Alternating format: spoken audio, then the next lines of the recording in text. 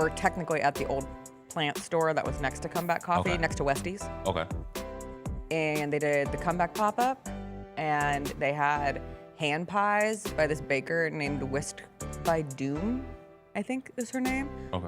So good. Nice. And then they had a little clothing pop-up store by this brand Rue next to it, and I said, where am I? New York City? Really? It was so good. I love Comeback Coffee. I miss Comeback Coffee tremendously. They had a Dr. Pepper iced coffee drink. Ooh. That was their coffee mixed with Dr. Pepper, mixed with this like cherry cold foam on top.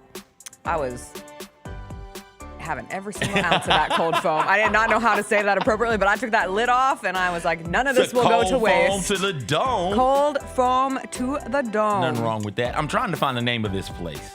One of these churches downtown, something Episcopal, is having like their annual like waffle fest thing. And they just serve waffles and other things during the week. I think it's something to do with Lent. Are Episcopalians kicking it with Lent?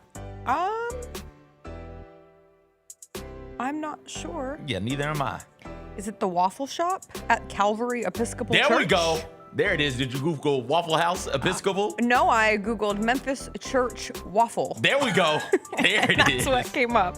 It's their annual Lenten luncheon. There we go. That's what it's called. Every Wednesday, Waffle Shop is open from 11 a.m. to 1 p.m. Wednesday through Friday, excuse me, except for Ash Wednesday, which is already passed. Yeah.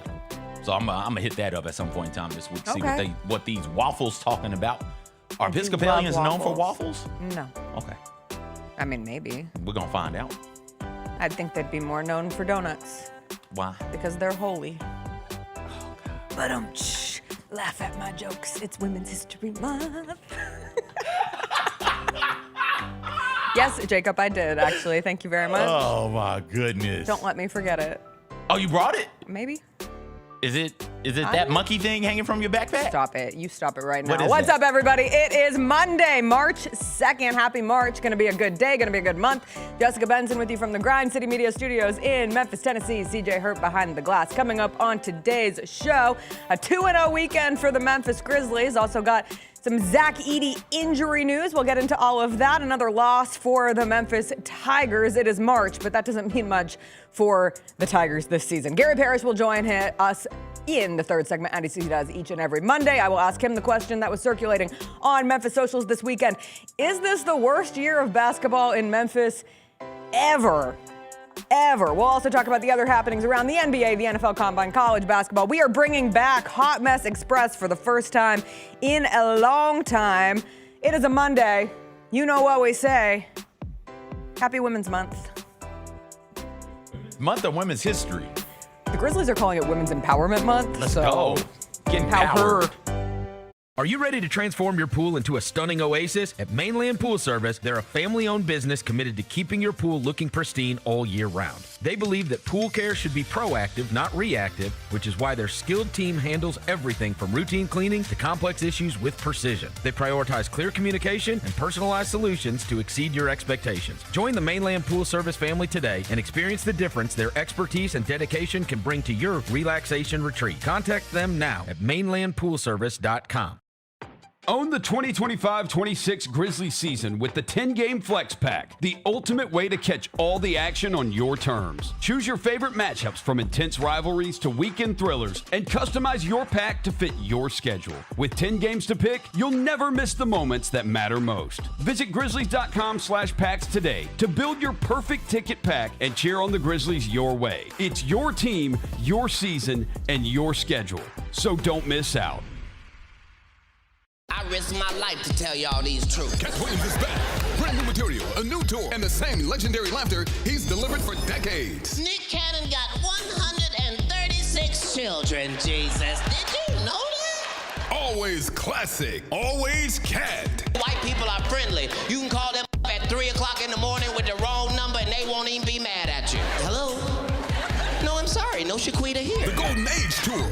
March 6th in FedEx Forum. Get tickets at Ticketmaster.com.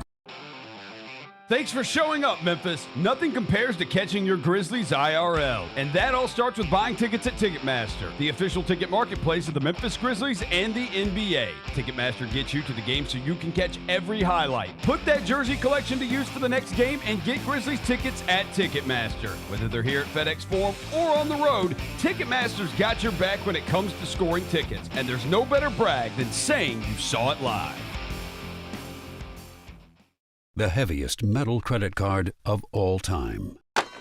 Rumored to be one of only 18 in existence. Plated with the very same tungsten that forged the International Space Station. And wielded at business dinners like a samurai sword. It's a classic corporate power move. But the real power move? Having end-to-end visibility on your most critical shipments. FedEx, the new power move. Jeff Dunham, Artificial Intelligence, his all-new tour. You're the other white meat. How can you be so smart on one hand and so stupid on the other? Well, you're half of it. I realize I could have avoided all this years ago with one simple word. I do not. Silence! Don't miss a Memphis. Friday, April 10th, FedEx Forum. Tickets on sale Monday, September 29th at jeffdunham.com.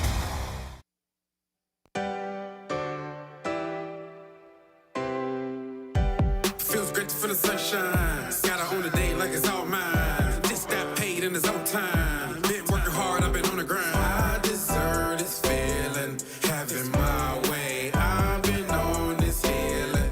This is my day. The sun's out, let's have a little fun now. I wanna let it all out. That's what it's all about.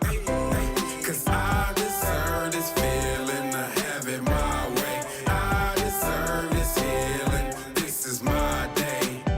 Grind City Media presents The Jessica Benson Show with CJ Hurt. Live from the Grind City Media Studios on YouTube at Grind City Media and the official Grind City Media app.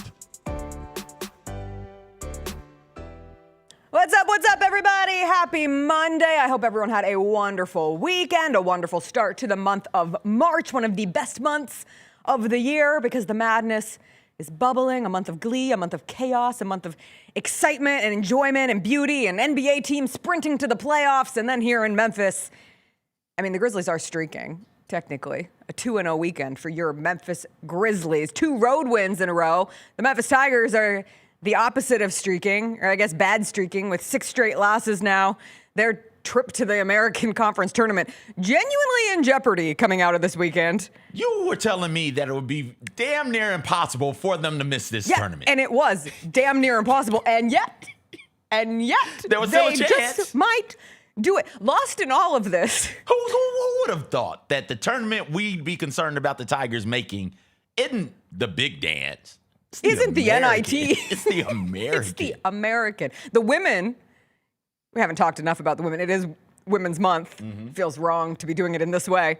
They were already eliminated from the American Conference Tournament. I was listening to the Ion College Basketball podcast that Gary does, and he'll join us later on the show with Matt Norlander. And Matt Norlander was like waxing poetic about like, this is March and 340 Division I men's basketball teams still technically have a chance to win a national championship. Drake can do it just like Duke could do it. And then it got me thinking like, oh, how many women's basketball teams still have a chance? It's got to still be around like 300, even though they're into conference tournament time. But one of the ones that doesn't is the Memphis women's basketball team. I was like, March really does not matter for this city right now, except I come bearing a little sprinkle of light. The Rhodes men's basketball team. Oh, they're always good. 23-4, regular season champions, conference tournament champions. It's Selection Monday, baby. The Division III tournament show. I don't know if it's a show. Yeah. I thought they were D2. We'll find out where they are in the bracket. What's Christian Brothers up At least to? one team will be in a bracket. What's Christian Don't Brothers? ask me questions I don't know the answer to. I just know that Rhodes is carrying this city strongly. I did just do a tankathon simulation to start my first Monday of March because I like to think of things from a happier standpoint. Gave the Grizzlies the number 3 pick. Hey. Welcome, Cameron Boozer. That would be great considering the Grizzlies won 2 games this weekend, which it pretty much Nothing is solidified. There is a month and some change of basketball. The Grizzlies' regular season ends on April 12th. It is March 2nd. There is basketball to be played. However, coming off of a weekend with wins over the not trying to win Dallas Mavericks and the not trying to win Indiana Pacers does put the Grizzlies in a position where it feels like it's going to be real hard for them to get better odds than 8th, ending this thing with the 8th worst record in the NBA. I have to tell you my experience of watching the Grizzlies on Friday night, because I went out, and I watch most Grizzlies in either the comfort of my own home or here at FedEx Forum for every home game, right? But I saw that Grind City Brewing was doing this special, and we have so many great breweries here in downtown Memphis. Wiseacre is always one of the best. I love Soul and Spirits. I love Grind City Brewing. I love Ghost River, Memphis Filling Station, Flyway. Anyway, Grind City Brewing decides that they are doing a special where every time the Grizzlies were losing on Friday night, beers were going to be $3. Oh. And that's a great one. I like your humor. We must all laugh through this. 2, I appreciate local businesses trying to do something creative. And I was like, I am going to be in Grind City Brewing for this game. So a couple friends and I make our way down there. It's a 7:30 tip. I thought it was 7, so I thought I was going to be late to the game, but I'm just on time. I was like, oh, thank goodness, because what if I was late to the game and the Grizzlies trailed early and then they never trailed again? Imagine that. So we're there. We're kind of congregated around the bar. The ball is tipped. We're just waiting. We're just waiting for them to go down. And then they're up 4. No. And then they're up 8. Just go. And then they're up 12. And we say, maybe we should go get a table. So we go to the table, and we watch the game, and then they're up 20. And then they're up 30. And when I tell you I went to a bar with the hopes of having a $3 beer, because I thought certainly the Grizzlies would be losing at least 1 point in their game to the Dallas Mavericks. No, it was the first wire-to-wire victory that we have seen from this team in a long time. So 0 $3 beers were had, but it's about the memories you make along the way. And I do love supporting a local business and Grind City Brewing. Alabama Shakes is playing there this summer. They have like a new amphitheater that they're building out. It's very cool. Check it out if you've never been. It is hard to lose to some of these teams. That is my biggest takeaway from this weekend. You cannot lose them all when you are playing the Dallas Mavericks, when you are playing the Indiana Pacers. It is a shame that the Grizzlies are not competing for a spot in the playoffs, because they could have rattled off like a 10-game winning streak, or it was like 8 of 10 based on their schedule right now, because they are playing a lot of these kind of teams, and the Grizzlies are just simply going to have a hard time moving up past the 8th best odds in the draft. Like, you don't want to mess around and jump the Bulls or the Bucks, who right now are 2-3 games better than you. The Mavs are now 2.5 games behind the Grizzlies. The Trailblazers 4.5 games ahead of the Grizzlies in that last spot in the play-in in the Western Conference as of now. You're hopeful that DeJounte Murray follows through with his word and the Pelicans win and try to establish some winning habits the rest of the way. But right now, it is looking most likely that the Grizzlies will finish with the 8th worst record. And again, another month of basketball to be played. And if you are like me, you had some conflicting emotions watching the team this weekend, because you want them to have good odds in the draft. But I felt a little bit of pride. For this group. They're playing well together. Like Brevin said it during the game yesterday. It's kind of amazing. This group, this ragtag bunch that has been thrown together, that still doesn't have a center. Taj Gibson somewhere out there. Maybe the next 10-day contract. Rayon Rupert's contract, his 10-day is over, so maybe they use this to sign a center for the first time in a minute, since we had Lawson Levering 20 days ago. But this group plays hard. And these guys are trying to earn their place in the NBA. And so I sat there battling my brain yesterday watching Grizzlies Pacers, saying, God, what a great game by Walter Clayton. And also, oh, no, you're not going to have any better chance at getting a top pick in this year's draft. It is a hard thing to manage here as we enter the month of March. Listen, yes, it's hard. Last year, I just want to point out that the top 2 picks went to the Mavericks, who are a play-in team, and the Spurs, who I don't think we had big conversations about, hey, are they, look at them actively going out there and trying to lose games. You know, it's hard. I understand that the whole MO for the rest of this season is, hey, there's hope around the corner because we got the NBA draft. We just need to get into one of the top 3 slots, and then we can select what might be a franchise-altering type of player. The way that the Grizzlies did when they selected Jaren, the way that they did when they followed that by selecting Ja, both of them top 3 picks, if I remember correct. Jaren was 3rd, wasn't he? Yes. So, like, I understand that. But you're still going to be drafting 8th, potentially, with the potential to move up like we saw last year. And it's a once-in-a-generation draft. Everybody keeps telling you that. What that means is, it's not 1 or 2 or 3 guys who are of note, who could be potential franchise-changing players. There's 8 or 9 of those types of dudes here. The entire first round seems to be full of guys who are going to come in and contribute to winning for whichever team that drafts them. You have 2 picks. So let's say you that have 3 in the top 32. Yeah, let's say that you end up with a player who you're really, really high on. You're drafting 9th. Let's say that you fall back in the lottery. You end up drafting 9th. You could package some of those and one of these other picks that you have, or a player or something like that, and try and move up in the draft. Say you fall in love with a player like Acuff. And you're 9th. You're like, ooh, is he going to be there at 7? He might not be. Let's try and move up. You've got the assets to move up to 7. Let's say that something happens and you're 5th. That is like, okay, well, sure, DeBansta will be gone, and Boozer will be gone, and Peterson will be gone. But there's a chance Wilson could be there. And do you think that Caleb Wilson on an NBA team next year is going to be something pretty impressive and exciting to see? Because I do. You can end up with Flemings. You can end up with some of these really high-level college basketball players coming out this season. So I understand the desire to lose as many games as possible to give yourself the best chances of getting into the top 3 of the lottery. I understand that. But this draft is full of talent, particularly in the top 10. You don't have to be cheering quite as vigorously as you would have in years past to be bad. And I think it's good for players to win. We've talked about this. You don't want bad habits to sit in, man. It becomes the MO of a team. Yeah. It becomes what you're known for. It becomes what you're accustomed to. And so the opportunity to get a couple of wins in the midst of a really challenging season for some of these guys is important. And I do give Coach Isolo credit for being able to get that. Again, not over credit. You're beating the Mavs and the Pacers, who clearly are not trying to win basketball games right now. Well, listen, you're beating the Mavs and the Pacers. And who are you trotting out there? That's my point. Okay. Parker Fleming had a great word that he threw out on social media yesterday, assist maxing. Like, looks maxing is a thing, and I don't know, within the internet, but like assist maxing with this team coming off of Walter Clayton's performance against the Pacers. 14 assists for Walter Clayton, most importantly with that 2 turnovers. So a 14-2 assist to turnover ratio for Walter Clayton.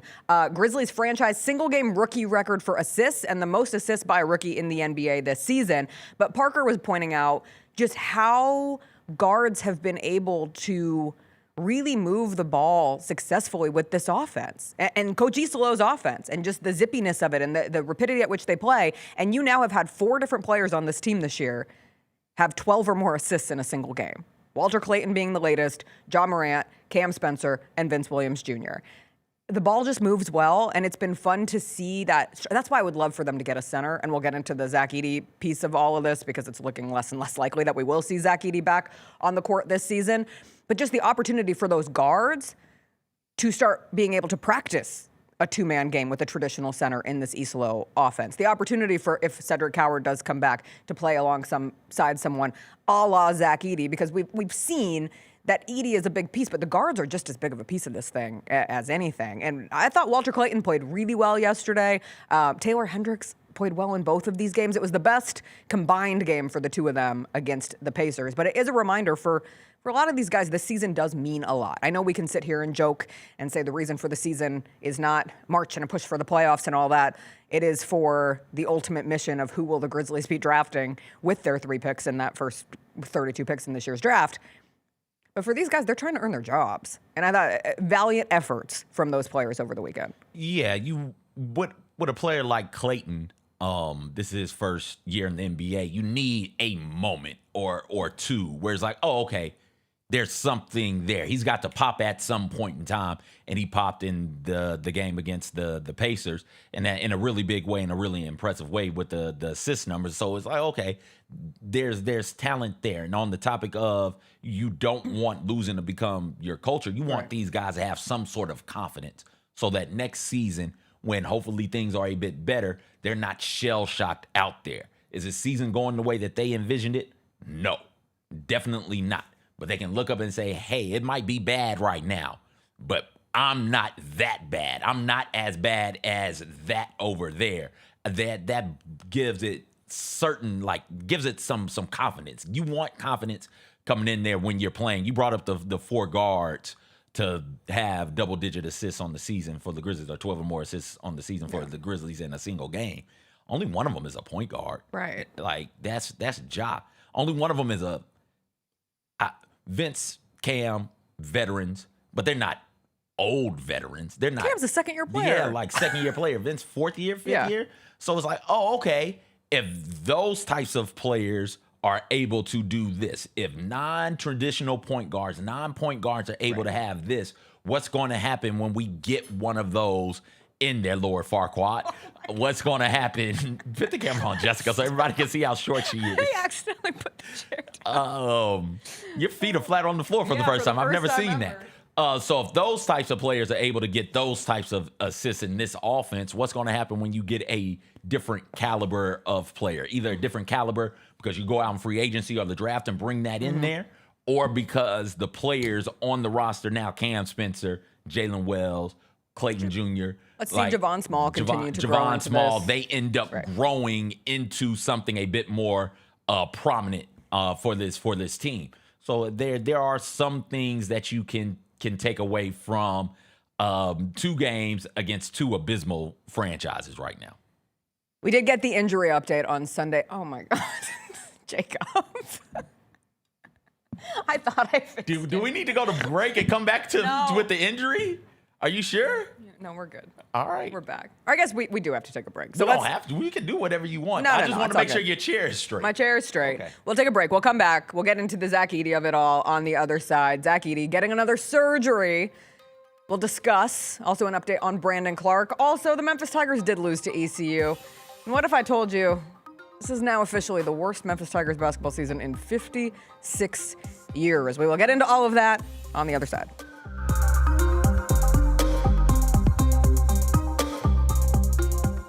Orthopedic injuries can be unpredictable, unforeseen, and unscheduled, and Ortho South understands this better than anyone. Since your injuries don't make appointments, you don't need to either. That's because Ortho South welcomes walk-ins during the weekdays, in the evenings, and even on Saturdays. So next time an unforeseen injury makes an unscheduled appearance in your life, visit orthosouth.org to find your nearest urgent care location. Just walk in, and Ortho South will take care of everything, especially you. Learn more at orthosouth.org. That's OrthoSouth at orthosouth.org. Fridays at FedEx Forum just got a whole lot more fun for the family. With the Family Friday ticket offer, a $35 game ticket gets you a $10 food voucher and access to pregame shoot-around. Additionally, for every 4 tickets purchased, you get an autographed item from the Grizzlies vault. Capture moments that last a lifetime for birthdays, youth groups, and other family-friendly celebrations. Visit grizzlies.com/Friday to grab your tickets today.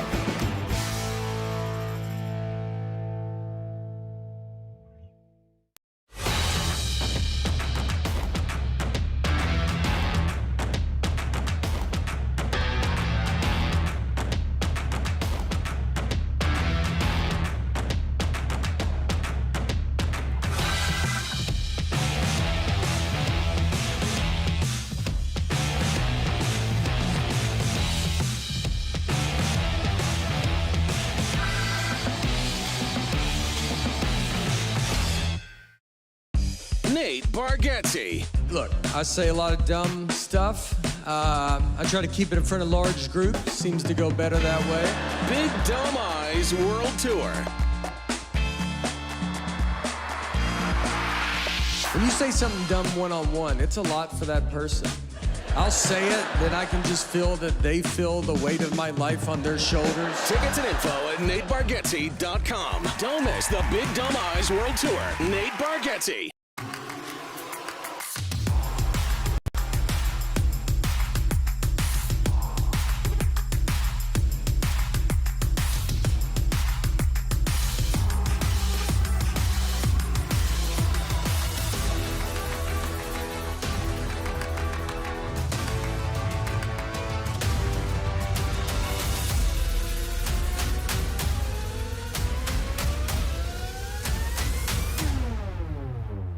Thanks for showing up, Memphis. Nothing beats catching your Grizzlies IRL, and nobody knows that better than you. So next time you want to hit up a game, Ticketmaster's got your back with tickets to every upcoming matchup. Whether you're catching the Grizzlies at home or on the road, you'll find tickets at Ticketmaster, the official ticket marketplace of the Memphis Grizzlies and the NBA.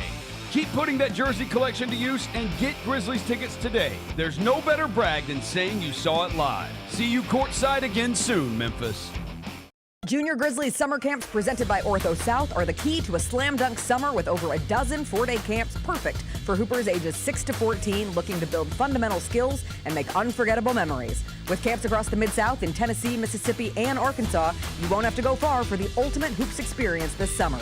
Registration comes with a Junior Grizzlies jersey, lunchbox, and a basketball to take home. Don't wait, space is limited. Visit grizzlies.com/Junior Grizzlies today to secure a spot for a fun-filled summer. That's grizzlies.com/Junior Grizzlies.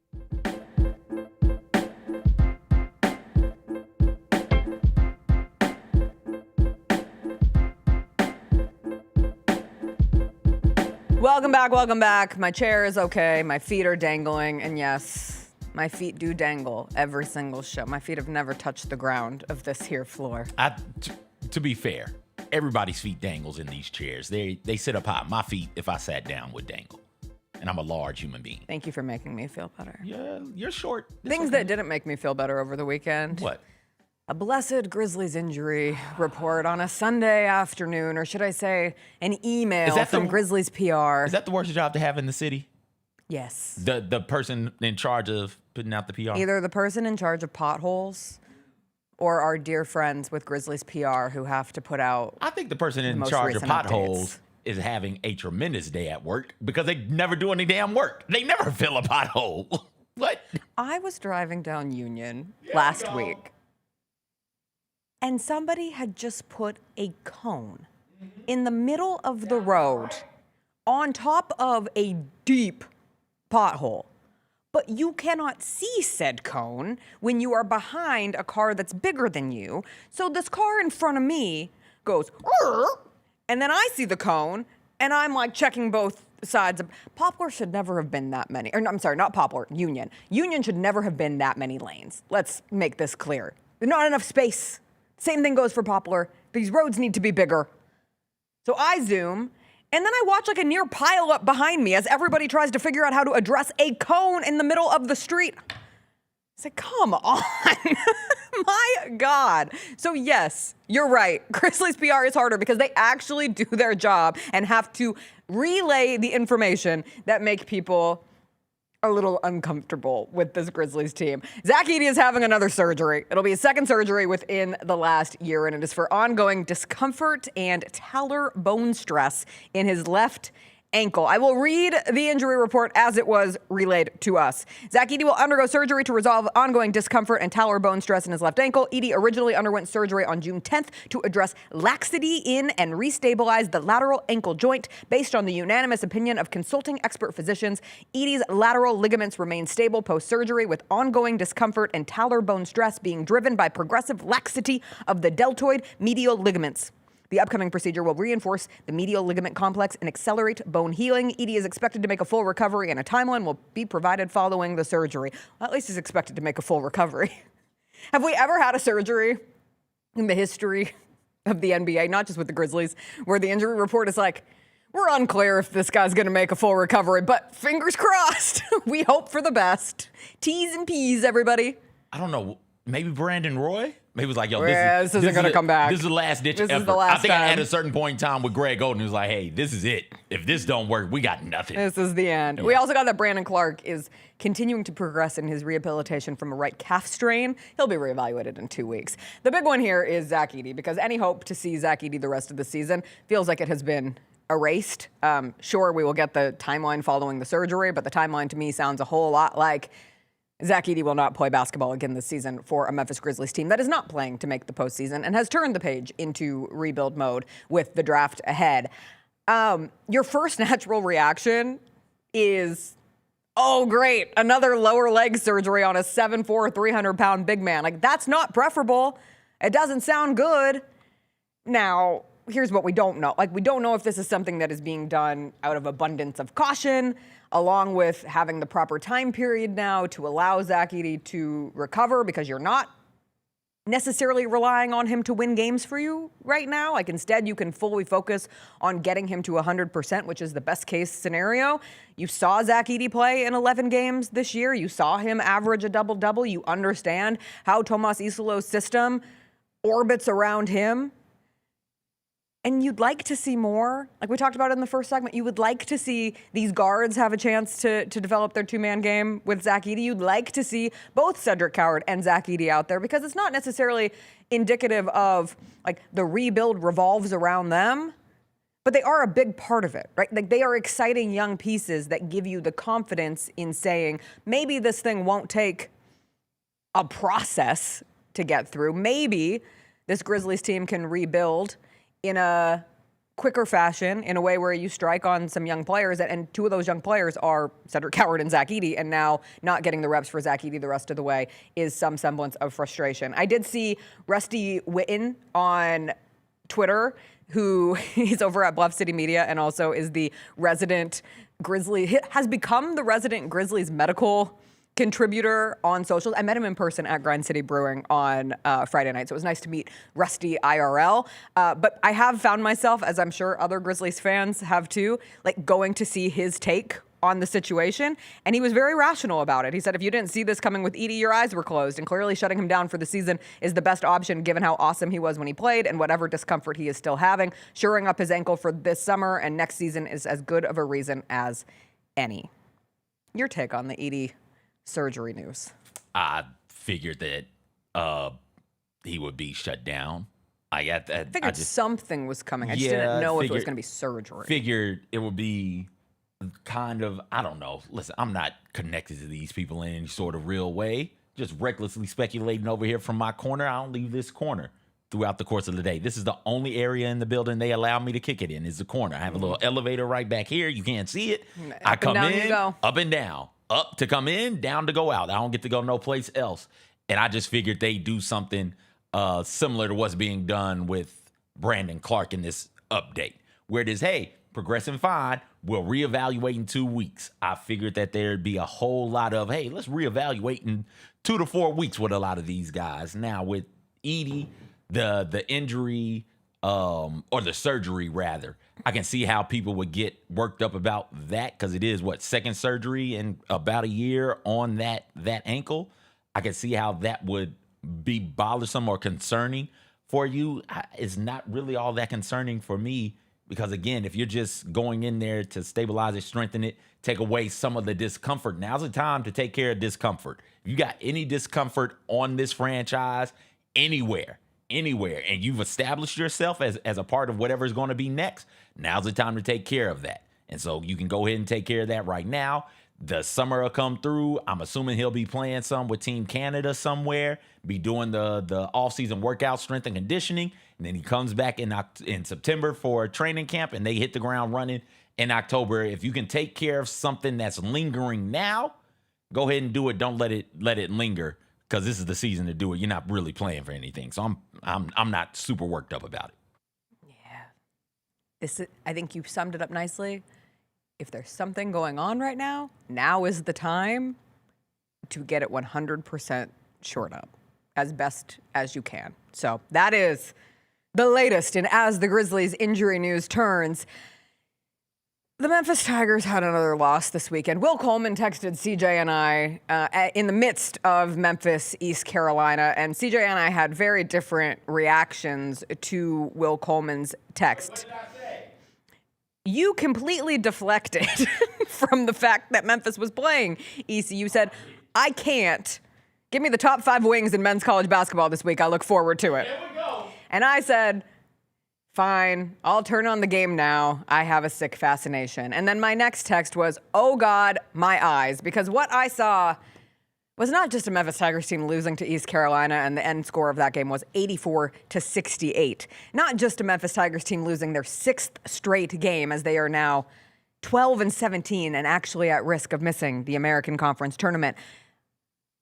I saw a Memphis Tigers team that should miss the American Conference Tournament because this was as listless as a group of basketball players as I have ever seen play. And that dunk symbolizes everything. What is that? Oh my God. That is an East Carolina player putting you on a poster, which should be not a thing. That's Jordan Riley. Respect to Jordan Riley. You allowed Jordan Riley of East Carolina to throw down one of the nastiest college basketball dunks that we've seen this season. That is the floor. The bar is now the floor with this Memphis team. I was watching when that text came through. I was watching either the Nuggets and the Timberwolves or the Spurs and Knicks was what I was going back and forth with. I was watching that. I was like, there's no way in hell I'm going to turn this game off to watch East Carolina and Memphis in the year of 2026. I had regrets. So I've got nothing to go off of. That's the first time I saw that highlight. I've got nothing else to go off of but that highlight. Yeah. That team quit. That play, if that's a play of quitters. Yes. That's a play of like quitters out there. All 5 of them quit. Yeah. They just and if that's how what they've been during this 6-game losing. Every time I've watched them during this 6-game losing that's how they've been streak, during the losing streak? They come out. It looks like they have the intensity to meet a game, and then they face a little adversity, and that thing just unravels. And the effort, I hate calling out a team's effort, but that's that is undeniable. An effort play. That was an effort thing. A half-ass attempt at a trap from up top. The dude who's guarding the ball half-ass guards the ball. He gets beat on the side where the help isn't coming from. Like, how does that happen? And then the dude at the rim is just like, oh, I'm just standing here. I'm gonna get put on a poster today. Like, at least have the fortitude to get the hell out of the way. Make the business decision. If you're not going to foul lazily and not get put on the poster, if you're not going to attempt to contest at the rim, he doesn't even leave his feet. He doesn't come. He's in poor help position also. He's right underneath the basket. You are not in help underneath the basket. If you're not going to take the 2 steps over and actually get out there and help, get the hell out of the way. Otherwise, you get punished like that, and rightfully so. That was embarrassing. And if it was a game full of that, the Memphis Tigers men's basketball program is embarrassing. If that's what it was, yes. I don't know. I only saw that one highlight. I hadn't watched the 6 losses. That highlight is representative if that is representative of the game, yes. And of the games, just don't even play. If that's how y'all That's want to do, how I felt don't watching even that play. team. Don't go to the tournament. Just sit at home. Let somebody else go. I get it. If you're Penny Hardaway, you have to say, I'm focused on winning these next 2 games and having some energy going into the tournament. I don't want to watch that team in the tournament. And they really are at risk of not making it. They're in 9th in the American right now. Them and Temple are both 7 and 9, top 10. Rice and ECU, who just beat you, are both 6 and 10. Memphis's last 2 games are against South Florida and Tulane. Temple's are against Tulane and Tulsa. Rice's North Texas, UTSA, ECU, Tulsa, and UAB. I don't care. This Memphis team, it will be an embarrassment for them not to make the Americans Conference Tournament. But man, I don't need to spend any extra time. And that's disappointing. That bums me out. I keep turning them on. You do the right thing and just stay watching another game. I still feel the desire to see if they can not turn it around for the sake of it, turn it around for pride, right? And they don't. Last 3 games I've watched has been the antithesis of that. You've got to be a competitor at some point in time. Now, if that's what it is, I'm curious. Now I'm got a morbid curiosity. I'll sit down and watch just to see.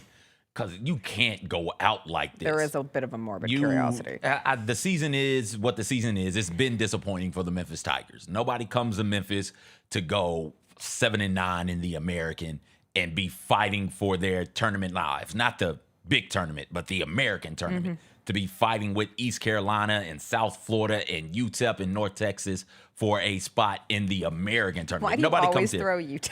Are they not in it? Not in the American. They're in my American conference, damn it. Always throw Troy in there, right? You're not battling Troy for a spot in the American tournament or what have you. Troy is okay, I'm sorry.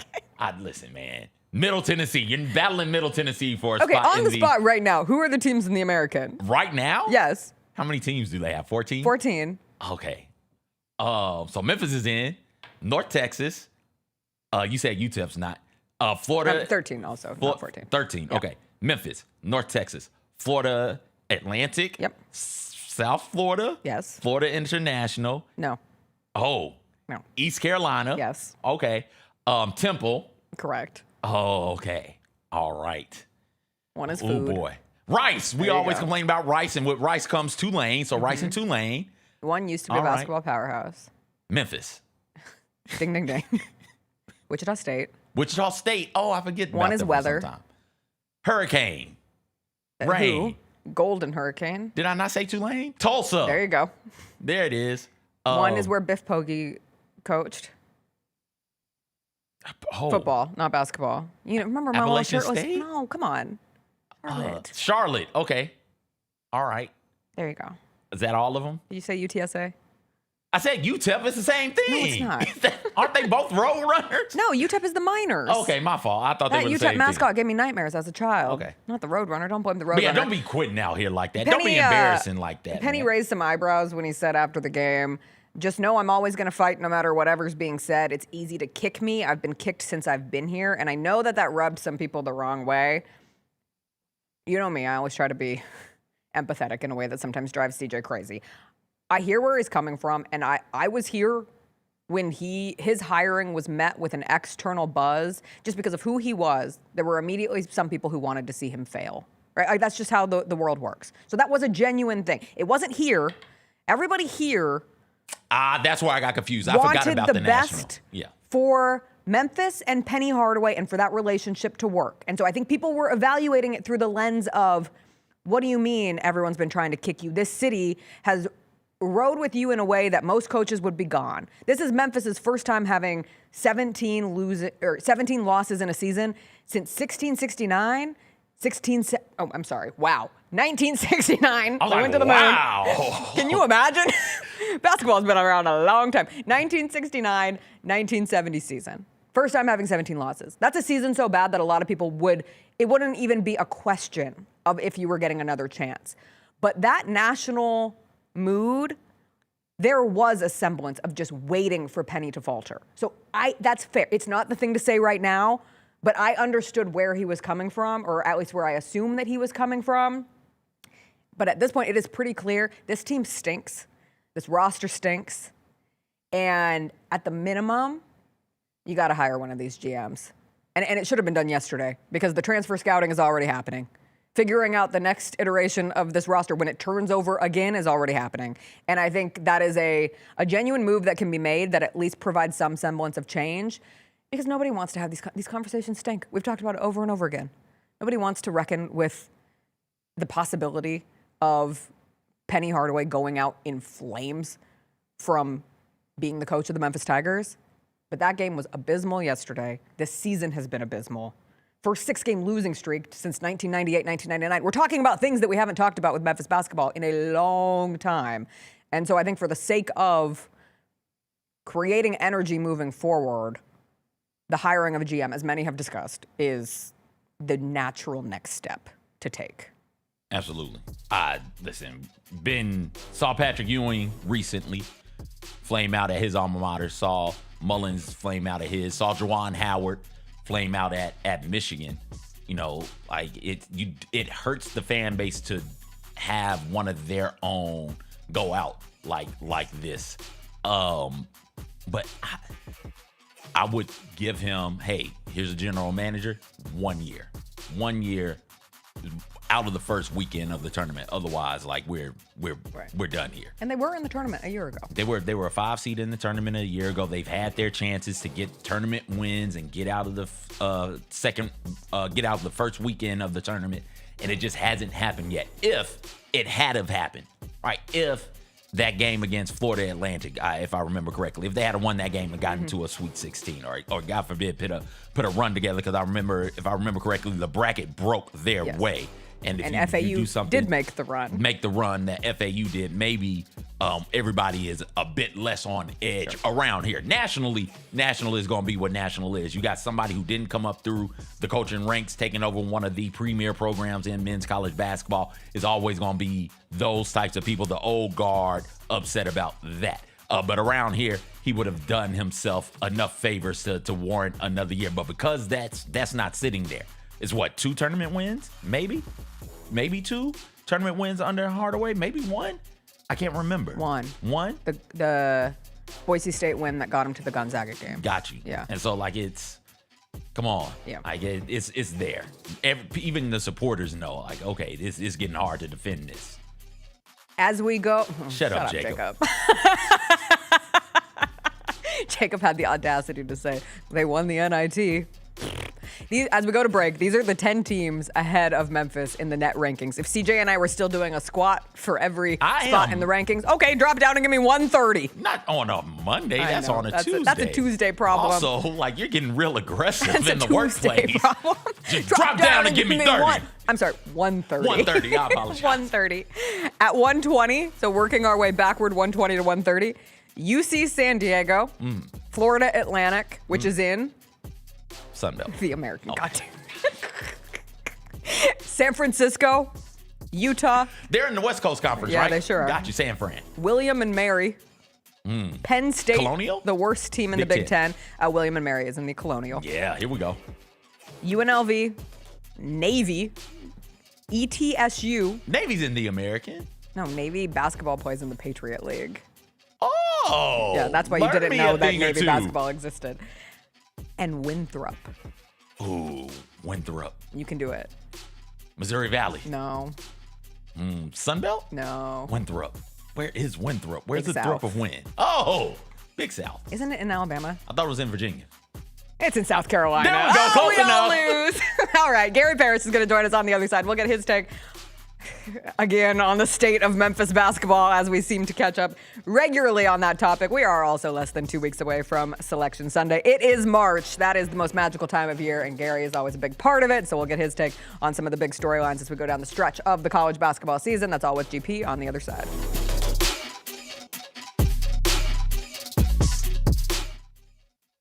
Fridays at FedEx Forum just got a whole lot more fun for the family. With the Family Friday ticket offer, a $35 game ticket gets you a $10 food voucher and access to pregame shoot-around. Additionally, for every 4 tickets purchased, you get an autographed item from the Grizzlies vault. Capture moments that last a lifetime for birthdays, youth groups, and other family-friendly celebrations. Visit grizzlies.com/Friday to grab your tickets today.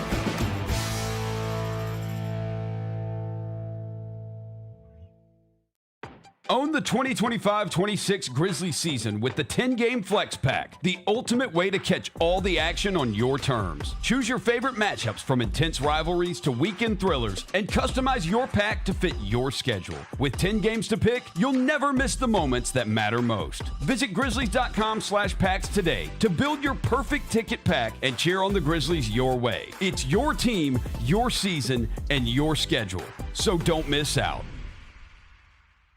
Kroger shoppers and Grizz fans. Want exclusive last-minute discounted ticket deals texted straight to you? Sign up with the new Kroger Buzzer Beater deal.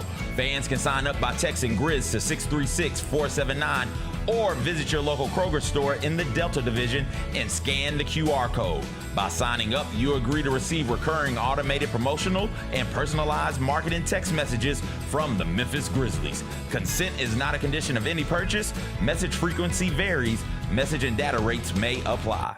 Grizz Nation gets set for tip-off 1 hour before every Grizzlies home game with the warm-up show. Get the latest news, notes, and analysis live from courtside at FedEx Forum. The Grizzlies have been consistent as one of the top 2 or 3 most productive benches all season long. Join me, Lang Whitaker, along with Michael Wallace, Jessica Benson, and other personalities from Grind City Media, Memphis, and around the NBA. 1 hour before every home game, live at Grind City Media on X, YouTube, and the official Grind City Media mobile app. Let's face it, there's a lot of trash talk in basketball, but the great teams let their performance do the talking. Like Ford F-150 with Pro Power on board, a class-exclusive industry-first feature that turns your truck into a mobile generator and leaves the competition speechless. Ford F-150, official truck of the Grizzlies. Greatness starts here at your Mid-South Ford dealer. Class is full-size pickups under 8,500 pounds, GVWR. The long goodbye begins. A very special evening with Journey. Final Frontier Tour.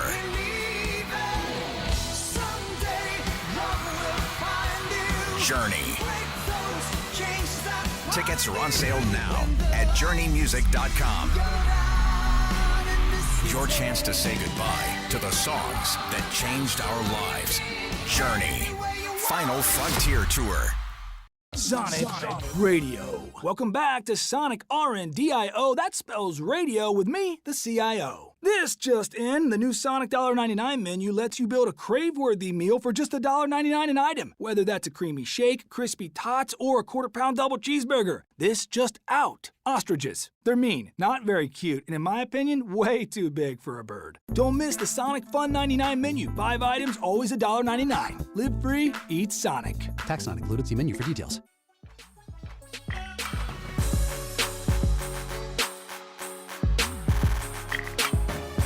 Welcome back. It is Monday. That means it's time to catch up with Gary Parrish, host of the Gary Parrish Show, weekday mornings at 10 a.m. on Grind City Media. He joins us every Monday. He joins us now. He is flexing. Yeah.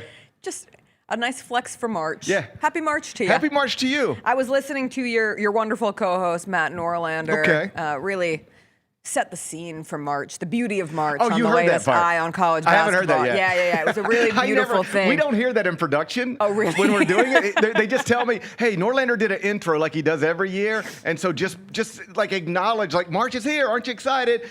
Because the audience will be hearing that. And I say, okay. And I forget to ever go listen to the intro? Yeah, I don't know what it sounds like, but I gather people enjoy it. He waxes poetic. Good. He really paints the Good. scene. It was it was a sad reminder, I will say, in its totality. But he talked about, and I mentioned in the opening, how like 300 and however many Division I men's basketball 65. teams, 365 teams, still, or however many it is who are still eligible for their conference tournaments. It's like have a dream. 340 or something. They still have a dream. It sounds like I could have wrote this. They still can make it. Yeah, I think you could do a good job. You should take over the reins next year. Maybe. And it struck me, same thing goes on the women's side. Yeah. However many teams, their conference tournaments are starting. But one that can't live that dream is the Memphis women's basketball team, and one that really can't live that dream either, despite the fact that technically they are still eligible for the American Conference Tournament, although it is getting dicier by the day, is the Memphis Tigers. And piggybacking off of, I read Jeff Calkins' piece up at the Daily Memphian yesterday, suggesting that this is the worst season of Memphis basketball ever. It feels like it. I think it does too. Well, keep in mind, we used to could only be hurt by the Tigers. We didn't have the Grizzlies to be hurt by, right? Yeah. Okay, so then by the time the Grizzlies got here, I do not think we've ever had a season where both of them are this at the same The year that time. they fired Tubby, with the year that the Grizzlies lost 19 games in a row. I would argue otherwise, because here's why. I would too. 'Cause you could But I fire would say that would be the challenge. You could fire Tubby and immediately get excited. Yes. There's nothing to get excited about now. You can keep Penny, nobody's excited. You can fire Penny, hire somebody you've never heard of, and nobody's excited. It's a bad thing. This is. I don't know if this is as bad as it can get. I don't want to test it. It's as bad as it's been in my lifetime. I'll put it that way. This is worse than Tubby Smith, because with Tubby Smith, it was easy. It was easy to fix. This is much harder to fix, much more complicated to fix. Right, and we got to the point where, at least in my home, and I think this speaks to a lot of people currently watching Memphis basketball, either with the Tigers or with the Grizzlies, the sense of apathy sets in, at least for this season.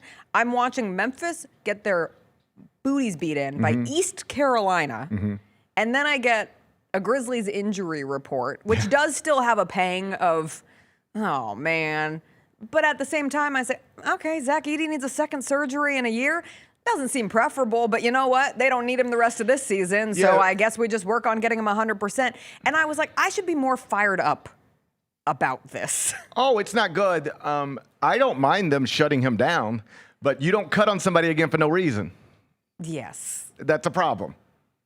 That he's 7'4", 300 pounds. He's about to have a second ankle procedure inside of a year. That is scary. What do you say from the side of, well, he had no injuries at Purdue? I don't know how to explain it. So now it's just a matter of you evaluate it not from the durability of the Purdue career and simply from the, as a professional, we are now seeing a 7'4", 300-pound man have to have 2 surgeries in a year. He never missed anything at Purdue for any sort of injury-related reason.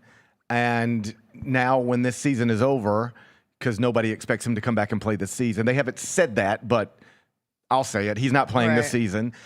And so by the time year 2 is over, he will have missed more games than he has played.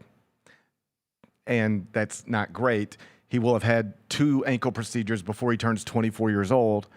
That's not great. And I heard you guys earlier, like, you always think, okay, well, he got this one done, and this will be it. It's a successful procedure, and he's expected to make a full recovery. They all say that, every press release, including the last Zach Edey ankle surgery press release, is expected to make a full recovery. He rehabbed, recovered, played 11 games, and now here we are again. Greg Oden is a thing that really happened. Penny Hardaway is a thing that really happened. Once you get cut on too many times, it takes a toll. Yeah. I work with Wally Zerbiak. He limps around. He and I are the same age. He limps around the studio.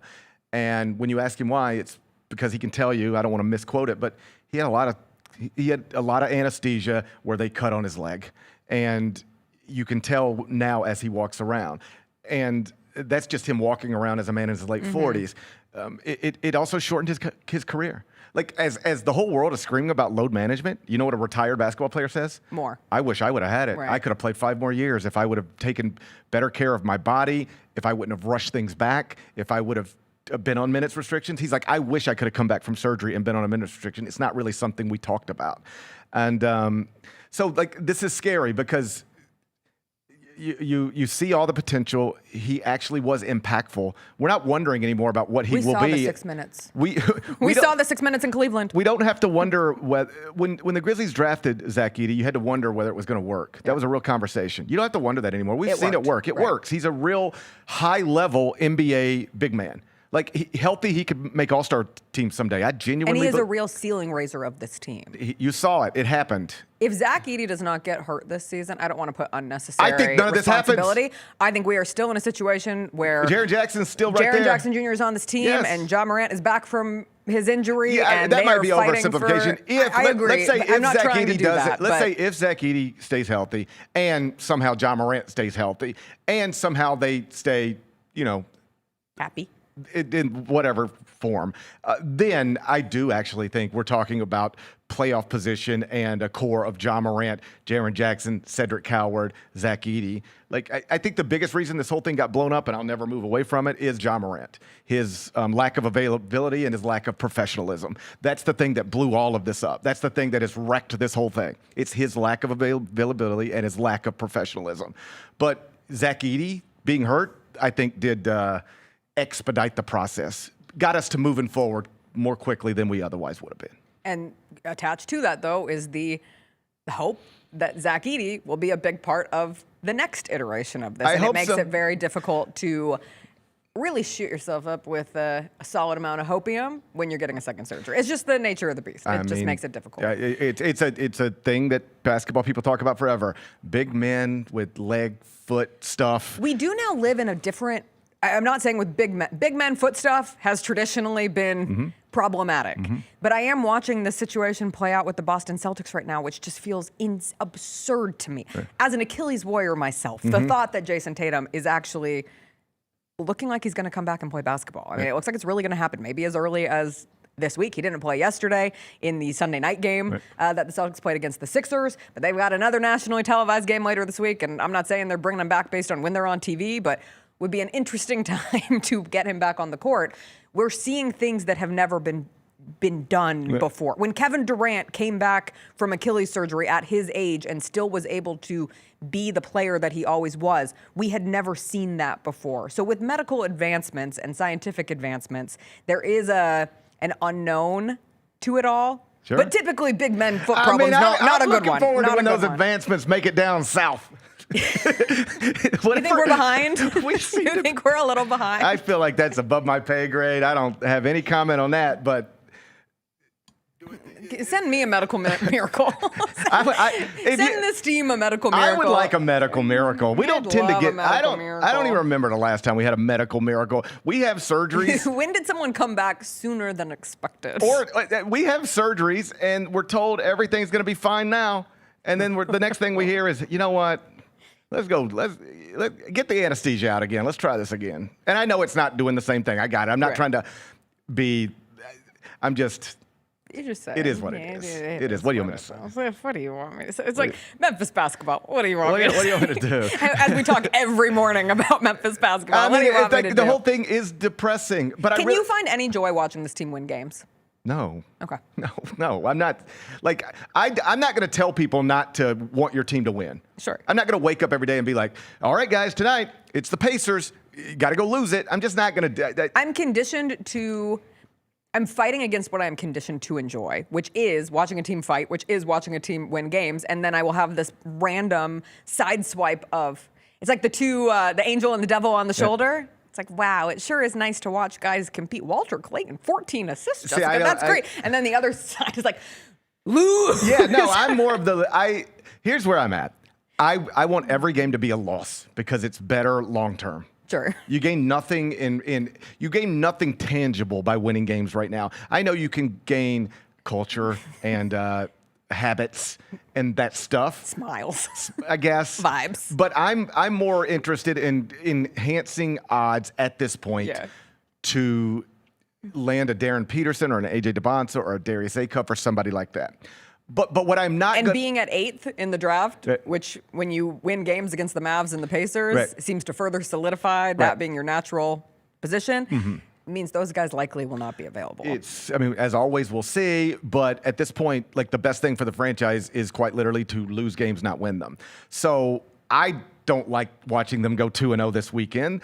But I'm also not going to open the show and be like, can you believe what they did? Or tell other people not to be excited when they see whoever it is their favorite player is now make a shot or, get a steal or win a game. At the end of the day, some fans just want to watch the team and the men that they like win and be successful. And that's fine with me. I'm never going to try to talk somebody out of that.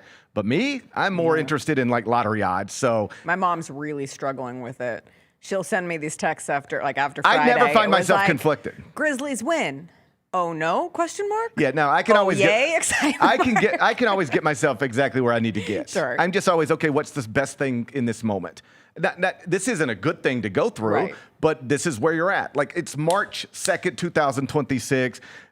John Morant's hurt. You want this pain to be worth something. Yes. I think it's a fair. Yes. That's how I always try. It's not that you want bad things to happen. You want the bad things that have happened to have an ultimate payout that makes it feel like it wasn't all for naught. I just have a very rigid mind when it comes to stuff like this. Yes. I'm every day going, okay, what's the best thing from this point?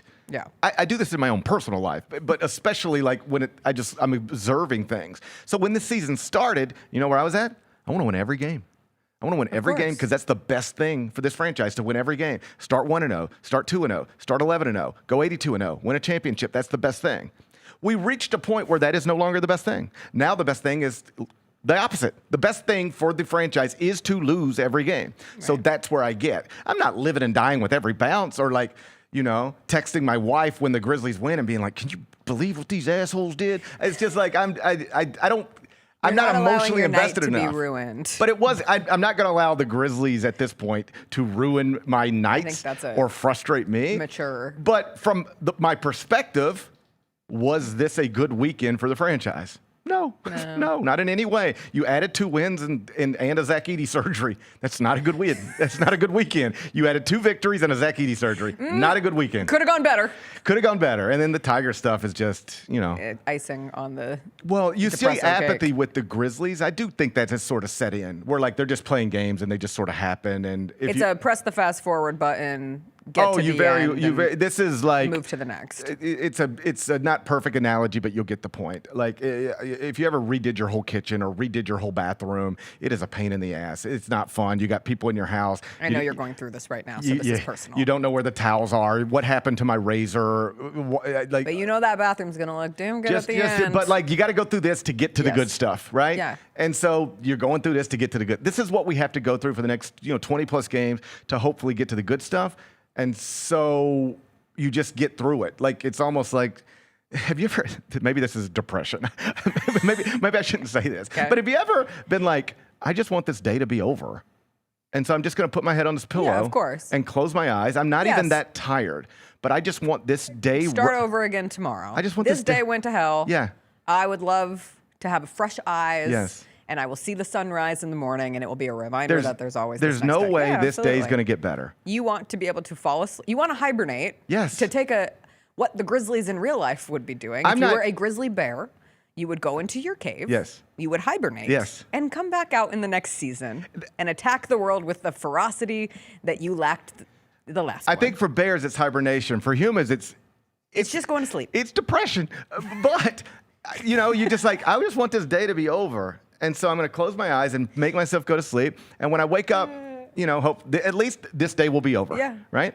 And that's the way I am with the season. I just want to fast forward to the end, get to the lottery odds night and get excited about that. But I don't think living. Take a non-depressing approach and just the reality of working in the United States of America. Every week, you got Monday through Friday. Yeah. You're on the clock. There you go. And you're counting down to that weekend. I don't live like that. Because it's going to be, I don't either because I work the weekends, but I hear people who do. And But it I've never sounds so looked at that. Wednesdays are no different. I don't look forward to Sunday yeah, but anymore. I'm sure you're like me. I've never had a traditional I've never work had week. a Monday through Friday where I am. I guess this past weekend, I watched the Grizzlies game on Friday night, but I was able to do so with friends. And I watched the Grizzlies game on Sunday, and I did from my couch because they were on the road. So that's like the closest thing that I get. And I watched the Tigers. Right. And I felt like I had to because So, Sure. Yeah. No, I think we've reached a point where you don't have to live and die with every bounce of the ball with the Grizzlies. The larger point I was trying to make. With the Tigers, I think you've reached a point where we have gone from excitement to apathy to now hold What up. the hell? Okay, I had sort of clocked out on this, but now it's bad. And it is now becoming historically bad. Yeah. I've been on record for a couple weeks now saying I think what they want to do, what they're leaning toward doing, and I can even co-sign it, is just chalk this up to a horrific season, one season after a conference championship. A different coach would get fired. We don't have to argue about that. A different coach would have been fired a long time ago. That's the truth. Make Penny Hardaway the coach at Kentucky. You ready for this? He'd have been fired after year 2 when he had the number 1 recruiting class in America and then had all the chaotic stuff. Wiseman quits the team. They go into the tank. At Kentucky, they'd have got you that year. They just said, we can't do this. This is Kentucky. They got Billy Clyde Gillespie after year 2 for way less. All right? So when he says things like he said yesterday, I've been kicked since, no, you've been coddled. He has been coddled. Any other man other than that man would have been fired a long time ago. That's the truth. Still, I was on board with, give him another year. Not even because I believe necessarily that it'll fix everything, because I'm skeptical. But I believe it's just cleaner. It's just cleaner. If you fire him at the end of the season, which means later this month, we're here. It's March. It's March. If you fire him, it will come later this month. And it would be controversial. I think we have reached the point where most Memphis fans are ready to move on. It ain't, when you think, because I had somebody who doesn't live here but follows college basketball say, but GP, if they move on Penny, what does that do to the fan base? Excites most of them. They're ready. I see it. I see these people. They text me. Even the people who help pay for these rosters, a lot of them are ready. All right? But there is a segment of the fan base that it isn't, and they would hold this over the school a lot like they did the Larry Finch stuff. And I get that, because if you keep a very simple argument, it lands pretty good. But you got to keep it simple, because if you start trying to talk too much, you're going to get yourself in trouble. Keep the narrowest of arguments and let it be this. I'm telling you, all you people who out there want your best friend Penny Hardaway to continue to be the coach at Memphis, because he texts you sometimes or daps you up, makes you pretend like you're. If I'm telling you how to make the argument, you guys sound stupid when you try to do it. You don't know how to do it. You're defending Penny Hardaway, but you sound like you don't know what you're talking about. Let me help you. Here's how you defend Penny Hardaway. Everybody tells me you love him, and he's your proudest alum, and he means so much to the city. How could you fire that guy 1 year after he won a conference championship? Can't do that. It wouldn't sit right. You did it to Larry Finch. You know how that feels all these years later. Don't do it again. Give him a chance to get it right. Whether he does or not, it's another conversation. Give him a chance to get it right. Truth is, ain't nothing changing over here till the ACC breaks up anyway. That's how you fight for Penny Hardaway to get another year. When you start talking about, he's not really as unsuccessful as people say. Yes, he is. Wildly. In 5 of the 8 seasons, he has finished lower at KenPom than he started. 5 of the 8. He has 1 NCAA tournament win in 8 years. That's where it's going to be. I mean, Dana Kirk had 11 in 7 years. I know he cheated, but if you want to look at all the NCAA letters that came over here in the past 8 years, it ain't been the cleanest thing either. Larry Finch had 6 in his first 8 years and wasn't even eligible because of Dana Kirk in year 1. John Calipari had 11 NCAA tournament wins in his first 8 years. Josh Pastner had 2 in 7, and you paid him $1 million to leave. Penny Hardaway's going to have 1 in 8. When you act like he's been good except for this 1 year, you're lying to yourself. You have no concept or context for the history of Memphis basketball. This has been mostly bad for 8 years, chaotic mostly for 8 years, and now it is torpedoed. And yet, I will still understand if they give him a 9th year because it'll just be cleaner. But with what happened yesterday and with the idea that they might miss the American tournament, I think we have recircled back to a place where people go, really? Like, this is a Division I men's basketball program that used to pride itself on filling that building and being nationally ranked, and you're getting dunked on by East Carolina. I can't even remember the guy's name. You shouldn't even know his name. Jordan Riley. You shouldn't even know he exists. Exactly. And he dunked on the Memphis Tigers yesterday and went viral. Tough scene. I mean, it's a bad thing, and anybody trying to pretend like it's one bad year, that's my objection. I don't object to giving him a 9th year for the reasons I've already stated. I think it's just clean. I don't think it's necessarily productive. I don't think other schools would do it. I don't think it would happen for another man here, but I get it. But if you're arguing for it, just be sensible about it. Don't act like, oh, it's just one bad year. It's not just one bad year. That is a lie. You don't know what you're talking about. All right, Gary. Happy March. Happy March to you. Womp, Womp, womp. What a weekend. What a weekend that was. What a weekend. I mean, we'll woo. take a quick break. You We'll don't come even know. back. You don't I've even got a know what was surprise going for on. CJ. We had some big NBA games. Lou Dort tripped someone. His name was Nikola Jokic, and Jokic was not happy about that situation. Watch the Spurs-Knicks game yesterday as well. Knicks got a big win. We'll do some Hot Mess Express as well coming out of the NBA, or not the NBA, the NFL Combine, and more after a quick break.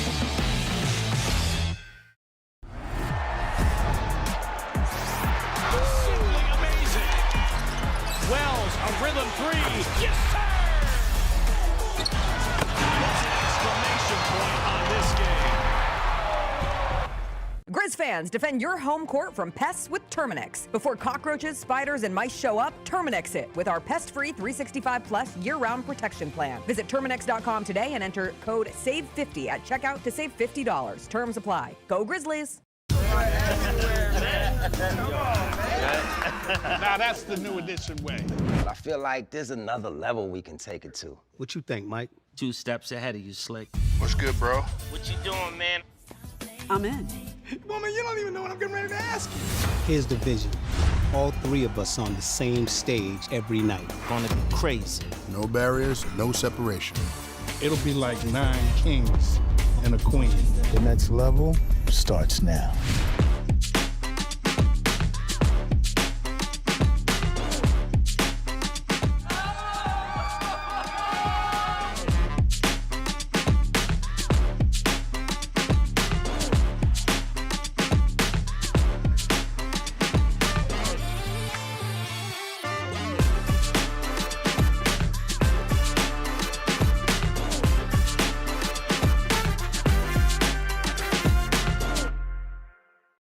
Grizzlies fans, dunks, dimes, and no-looks are great on TV, but nothing compares to catching them IRL. And that starts with buying tickets at Ticketmaster, the official ticket marketplace of the Memphis Grizzlies and the NBA. Ticketmaster gets you to the game so you can catch every highlight in person. From seeing your favorite Grizzly stars up close to hearing the squeak of the sneakers on the hardwood. Put that jersey collection to use and get tickets at Ticketmaster. There's no better brag than saying you saw it live. See you courtside, Memphis. Junior Grizzlies summer camps presented by Ortho South are the key to a slam dunk summer with over a dozen 4-day camps perfect for hoopers ages 6 to 14 looking to build fundamental skills and make unforgettable memories. With camps across the Mid-South in Tennessee, Mississippi, and Arkansas, you won't have to go far for the ultimate hoops experience this summer. Registration comes with a Junior Grizzlies jersey, lunchbox, and a basketball to take home. Don't wait, space is limited. Visit grizzlies.com/juniorgrizzlies today to secure a spot for a fun-filled summer. That's grizzlies.com/juniorgrizzlies.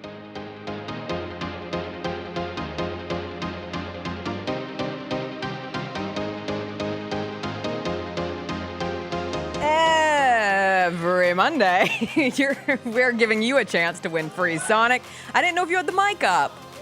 Every Monday, we're giving you a chance to win free Sonic. Just hit the link pinned in the YouTube chat to enter for a Sonic gift card. Jump in the chat, hang with us, maybe eat free Sonic to the chat. I love free Sonic. I love free things. I love free Sonic. After I did my taxes, guess where I went to celebrate? Sonic. What'd you get?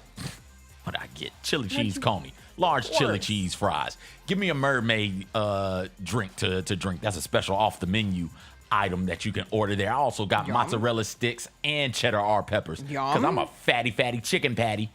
Speaking of chicken patty, had the chicken toaster as well. I spent $30 at Sonic. Speaking of being a fatty chicken patty, of which you are not. I am. Before we get into the NBA happenings of the weekend and a little Hot Mess Express for the first time in a long time, I did promise that I would have a treat for you on this here day. It is March 2nd, which is the second day of Women's History Month. But I want to make it clear that just because February is over, the shortest month of the year, Black History Month never ends. And I sought out a specific cake that they did not have, unfortunately. Watermelon? No, it was a cookie cake that had multiple kinds of cookies involved in it. It's gone viral. And so I was seeking that for you because you always find these concoctions. Oh. They didn't have it. So I got the second best cake, which is this berry chantilly cake that is quite good. But most importantly, on it, there is a message for you. What does it say? And it says, I don't know how to make it not fall.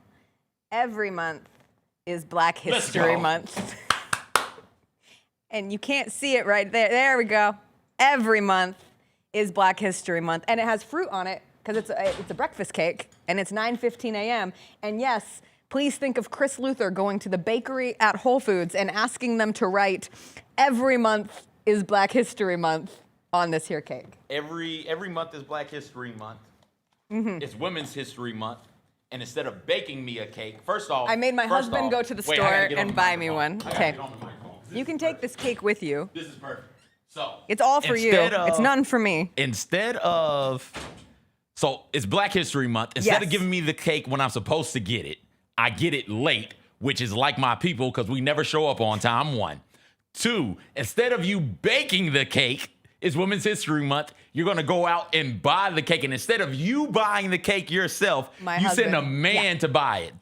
This cake is perfect. It has everything. It's perfect. It has everything. I did actually make banana bread yesterday, but it wasn't ready to be shared. I'm trying to become a better baker. But in the meantime... Oh, that's soft. It's so good. It's really good. I promise. You took the month. Yeah. I took the month in Get that good frosting. Get some fruit on it if you want. Fruit on the cake? I don't know. It comes with it. It does come with it. I know. I'm sorry. It's okay. It's struggling. I'm going to get it. Go ahead and do what you do. All right. You know I'm going to eat it. I know. You know I'm going to get the cake now. I know. Now, call me Annie Mae. Here's the problem. What? Chris did request if I could bring a piece of cake home. For my Black History And I said, Chris, I gotta leave it for the work. I gotta leave it all for CJ. Okay, there's your cake. Now we have things to do. Do we? No. Why didn't you do this? Again, it's perfect. Because if you did it any sooner. Well, I was gone one of the Fridays. You were. And then... Wait, so how long has this cake been in your It possession? hasn't. I was going to get it the weekend. I got sick when I came back from that trip. And so it messed up our grocery store plans. And then the week came and went, and it happened. And then next thing I knew, it was March, because March snuck up on all of us. It didn't sneak up on all of us. It snuck up on me. But I wanted you to know, it's every month, you know? There are no constrictions in my heart. This might be the best CP time cake I've ever had. It's an honor. Thank you. And believe you me, I've had a lot of people baking cakes that get there late. Nothing's worse as a black person in America than saying, hey, we're going to do a large family gathering, potluck of some sort of holiday meal. You're in charge of the dessert, and the dessert doesn't get there till the next damn day. That's happened to me a time or two. That's the worst thing about being black in America. Chris said that they had to have a little bakery powwow to make sure that they were allowed to write on the cake. What? Because I think they wanted to make sure it was like well-intended. You know, what if it was just some like bad faith person? I mean, bad faith money spends just as well as good faith money. What are you talking about? I don't know. They did it nicely, so shout out to the So wait, bakery. so Do you like the cake? Is it good? The cake is good. Okay, good. Cake is good. So wait. Also, I just realized I got you a white cake for Black History Month, Hey, so listen. it just all fits together. It all works well. Dr. Umar's rolling over in his grave watching this. So Chris went to get the cake and like, we can't hit that DEI message on your cake, man. No, they just had to make sure that they could write it. I think they were just nervous, you know? About saying every month is Black History Month. I don't know. What a thing to be nervous about. They got it. They got it. They did do it. It's 9:18, man. We gotta give Steven something here. We've got a lot to get through. The Nuggets are still pissed about Lou Dort tripping Nikola Jokic over the weekend, as they should be. Mm-hmm. As they should be. This happened on Friday night, and this was just it was just a dirty play. Like, it's that simple. It was a dirty play from Lou Dort. At its best, it was a hip check with a stretched out leg, and at its worst, it was a trip that would make Grayson Allen blush. Grayson Allen said, that's a step too far for me, Mr. Dort. And Jokic wanted him to know that he did something that was unnecessary because he immediately gets up from this happening. And I thought this angle was the best angle showing just how Lou Dort did trip Jokic in this situation. Then Jalen Williams comes in to try to fight for his teammate. And the anger in Jokic's eyes, the rage in Jokic's face, probably the most viscerally angry I have seen Jokic since the Morris brother incident. Since we learned about Jokic's brothers. Also bold of Jalen Williams, given what we know, to enter into that moment with Nikola Jokic. Dort ends up getting ejected for a flagrant 2. Jokic and J. Will were both hit with offsetting texts. That face of Jokic will haunt my nightmares. After the game, Jokic said it was an unnecessary move and a necessary reaction by me. Fair summary of it from Jokic's standpoint. The Thunder tried to defend it. Like, the Thunder tried to defend it and essentially say, well, I just hoped that if Jalen Williams is running down the court and he gets tripped up, that person's kicked out for a flagrant 2 as well. That irked David Adelman to the point where before the Nuggets game against the Timberwolves yesterday, he expanded on this again, saying for Dort to take that shot, and then I guess it wasn't that big of a deal from their standpoint, how they looked at it, is ridiculous. That was malicious. It was a cheap shot. Lou Dort is a great player. That's not what I've seen him do before, but at some point you have to stand up for yourself, and the team does as well. They're a great team. That game was what it was. Nuggets ended up losing in overtime. But yeah, Nikola, that's who he is, man. You can't have the success he's had and not be that competitive. You can say you haven't seen it before. We saw it here last postseason with what Lou Dort did to John Morant. Like, at some point, if a player looks like he's dirty and quacks like he's dirty, he might be a dirty player.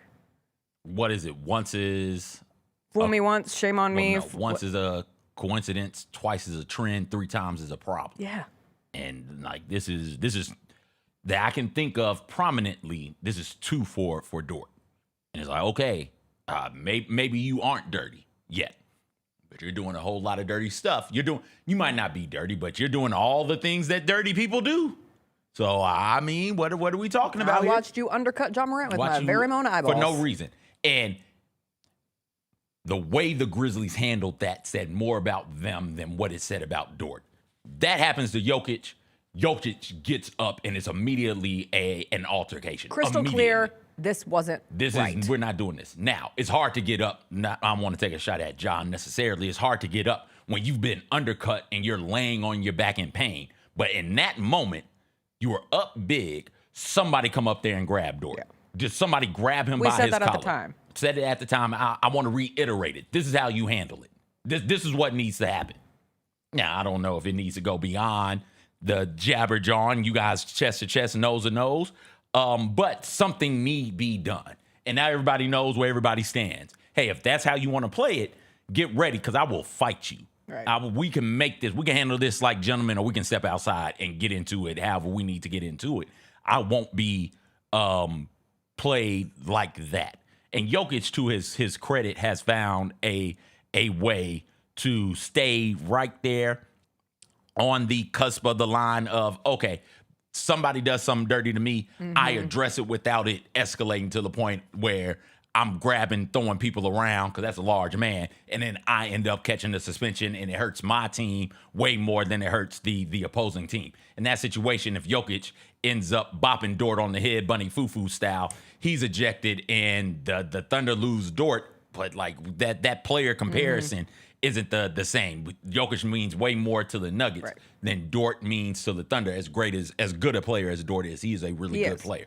So I think Jokic is to be commended for having that sort of an understanding and not letting it get so far out of hand, ends up costing him games in the forms of suspensions. But you've got to get up and stand up for yourself. Yes. You have to. That cannot happen, and it just what Scottie Pippen did, I love. When Scottie Pippen just ran up and grabbed dude and took him into the stands. Yes, we'll remember that point for a long time.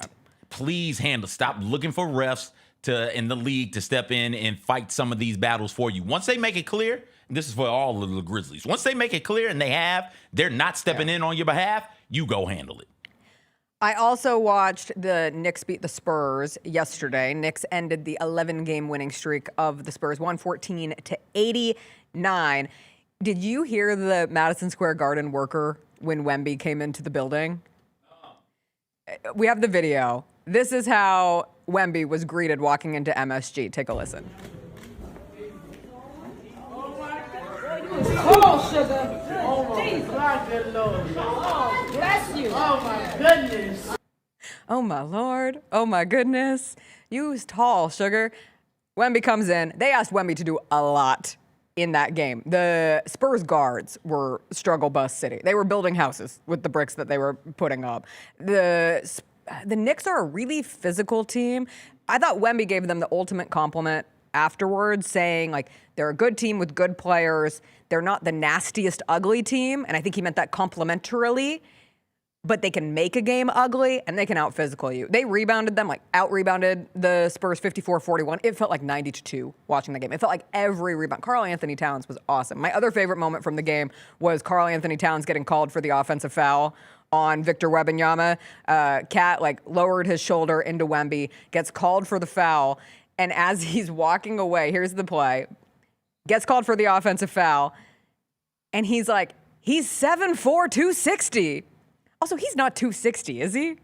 If he's 7'4", he's got to be 260. I think he's 240. He's got to be 260. But it made me giggle. I appreciated it from Cat. I think one of the things that the Spurs were trying to do with Wemby was just have him play one-man zone in the paint and be a rim deterrent. They had him on Hart, and the thing that Hart did very, very well is just be active on the offensive side of the ball. Just constantly be moving, making him, all right, they're not going to guard you if you're behind the three-point line wide open, and they probably shouldn't. So get where you can be impactful. And he did that. That pulled Wemby some away from the rim, which allowed Karl Anthony Towns and some of these others for the New York Knicks to really go down there on the glass and be physically imposing and dominant. I can't remember how many offensive rebounds they ended up with, but that they had a bunch of second chance looks at things because Wemby's away from the rim and they're down there being physical with the rest of the Spurs. Also, you can push Wemby around still.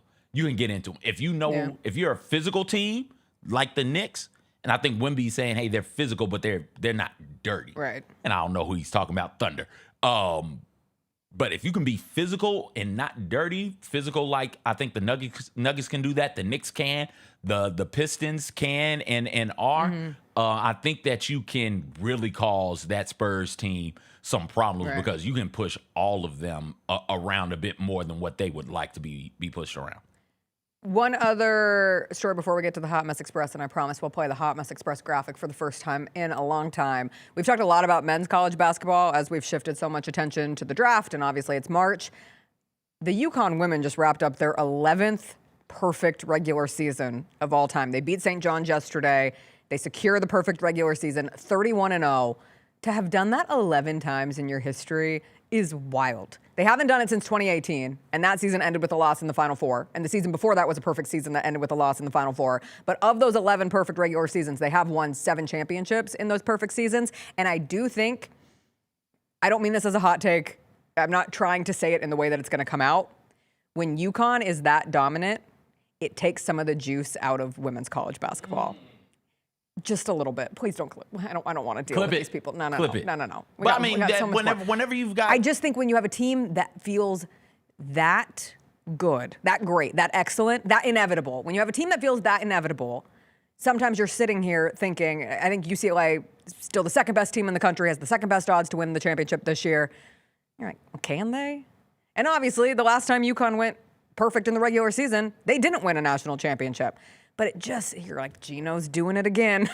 He's got him going again. But we've seen dominant teams come through women's basketball and through basketball in general. Dominant players come through, and we've seen them come up short. And that's the fun for me is, all right, everybody's going to give their best shot at this UConn team. Let's see if UCLA can handle them. Let's see if Michigan can. Let's see if LSU or South Carolina or Vanderbilt or Tennessee or whomever it is can go out there and handle these women.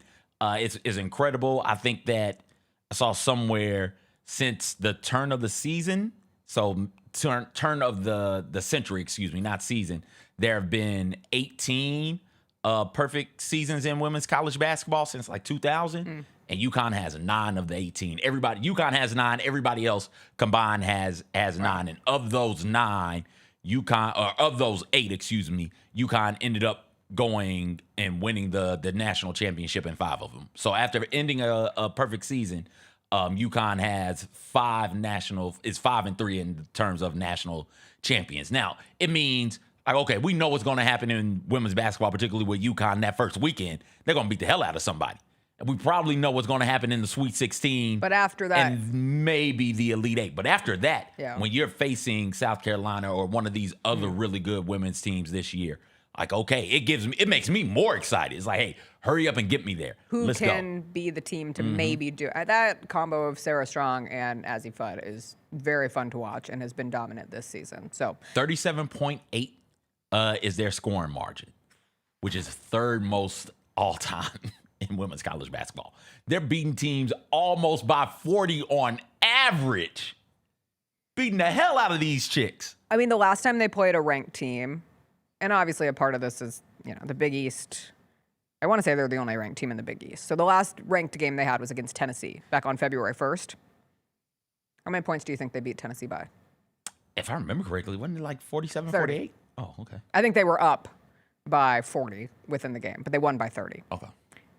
They're just beating the hell out of people. Yeah. They're just beating the hell. All right, let's do a little Hot Mess Express. Do we want the train and everything? Yes, we want the train and everything. All right, it's Jessica been wants so the train. long. Let's go. Chugga, chugga, chugga, chugga, chugga, chugga, chugga, chugga, chugga, chugga, chugga, chugga. All aboard! The Hot Mess Express. Chugga, chugga, chugga, chugga, chugga. I've missed it. It's been so long since we boarded the Hot Mess Express. CJ thought we retired it, but no, it's back now that we're out of the busiest portion of the sports schedule and we have some time for it. First up, do we think Steph Curry is tired of Draymond Green? Do we think he's a little tired of Draymond Green? Because the Warriors were getting blown out by the Lakers over the weekend, and Draymond Green was ranting and raving during a timeout, and Steph is just standing there like, I can't hear the heavy sigh, but I imagine a sigh was had. And the number of times I've been Steph in this situation, and you know what I always say? Wow. Oh, wow. That's cool. Wow. Like, you just reach a point where there's nothing you can say. The person is just yelling at you. He's not yelling at you. He's yelling at the situation. And you just got to be the person there to take it. As you go on and on about Pokemon or Marvel or one of your passionate Michigan basketball rants, Michigan sports rants in general, you just got to let that person get it all out. Yeah, you can't say anything in that situation. I don't think Steph is tired of Draymond. I think he just knows him so well. If you've been in that situation with whatever that person is, you know that person is. You can't talk to him at that point. No. There's nothing you can say. You can't talk to him, and the only thing you're going to do by speaking is make it worse. So just shut the hell up. Like, I don't think Steph heard a word that came out of Draymond's mouth. No. I think he immediately went, and just let him get it out. There's like a security guy in the back of that video. And he heard what Draymond was saying. That security guy is me because he's like, I'm just trying to do my job. But I'd love to eavesdrop and know every exactly now and then his eyes get big. Get He's real like, big. Oh, that's how he feels. Meanwhile, Jonathan Kuminga is thriving in Atlanta. He's at 27, 17, and 20 in the 3 games with the Hawks. Did Aaron Glenn get caught falling asleep at the Combine? Is it a problem? Yes. Oh, not a problem. Yeah, I have no problem. You should be. Combine naps are incredible naps. I've taken Combine Why naps. shouldn't Aaron Glenn get the joy and the glory of a Combine nap? I know eepy eyes and the full body wake up shake when I see one. I have been there many a times. And then he's like, I wasn't asleep. I'm paying attention. I'm right here. I've been here the whole time. I love that he got a little What does he nappy. need to be awake for to watch dudes run 40s? Exactly. And bench press and shuttle. You don't need to be awake for that. You just get the numbers. It's the best time. Like, just go in there and take a nap. As the queen of the naps. I support all naps at all times, including if you're watching the Combine. As the king of the naps, not that nap, I also support nappy. Okay. They call me Nappy Boy. Carson Beck got booed at the Combine. Who's booing? Who's there? I did not realize. That was my question, too. I was like, why is Carson Beck getting booed at the Combine? Apparently, Indiana fans are still mad that he slighted Fernando Mendoza after the national championship game and didn't shake his hand. And Fernando Mendoza, beloved, apparently he walked into St. Elmo's. Or is it St. Elmo's or just Elmo's? Whatever the restaurant is where all the business gets done during Conf. They have the spicy shrimp cocktail. That's how I know them. And Fernando Mendoza got like a standing ovation the second he walked in. If Carson Beck walked into the same restaurant, they'd be like, security, boo.